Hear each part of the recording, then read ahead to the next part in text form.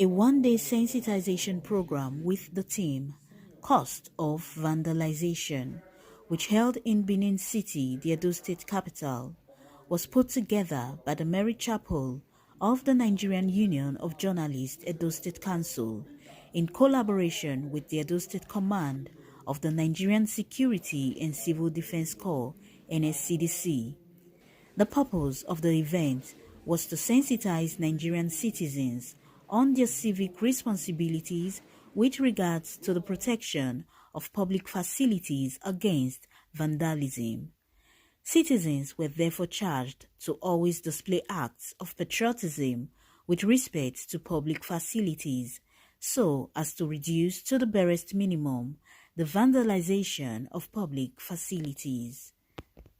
For today, we have been doing this in the state. We have been sensitizing members of the public. We've gone to so many places, crowded places, to let people know of the importance of protecting critical national assets and infrastructure of governments. And for this, we cannot stay in our offices. We have to go out to the public to engage with communities, with traditional leaders, with religious leaders, to join us in creating awareness. For them to be able to create the awareness, we need to pass the knowledge to them, to enable them cascade and take it down to members of their communities. For those who vandalizes government properties, public utilities, the fillip for they are doing the wrong thing is the fact of non-intervention by way of punishment or by way of restraint by the authorities that should do so.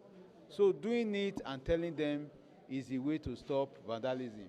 And at the bottom of it all is for everybody in society to own public properties. But by the time there is that sense of ownership, that patriotism, vandalism will be reduced to the barest minimum. Vandalism may result in long-term damage that require continuous maintenance.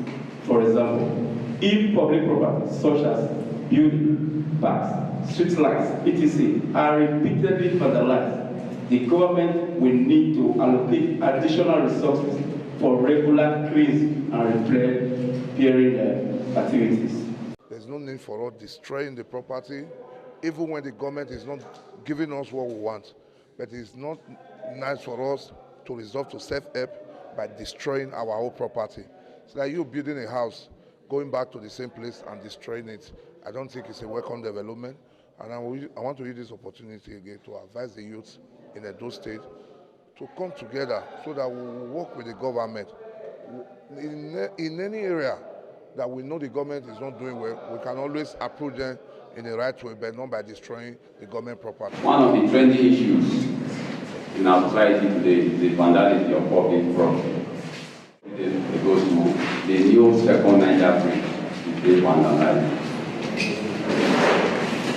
So my saying that this program could not have come at a better time than now is absolutely incorrect. I want to assure the leadership of the chapel that whatever you are doing today, we are solidly behind you. So for me, I felt it was proper and timely for us to have a sensitization program to enlighten some of these people who are perpetually involved in vandalizing government property, vandalizing public property. So I decided that I didn't make that decision alone. I had to consult with my group, and we all agreed that we should have an advocacy program, to bring to bear before the society, to renew that commitment on the society, on the need to protect public property. This event is it's beautiful. It's something that we didn't expect it was going to happen in this form, but because of the hard work we all put in as a chapel, it came to pass and it was very good. And we hope to do more. And the fact is, we're breaking boundaries. That's what Mary Chapel is all about. We are doing things differently now in the air school. We want to make sure that as a chapel, we become the leaders of this chapel, and we also give a very good face to journalism and its practice in Nigeria.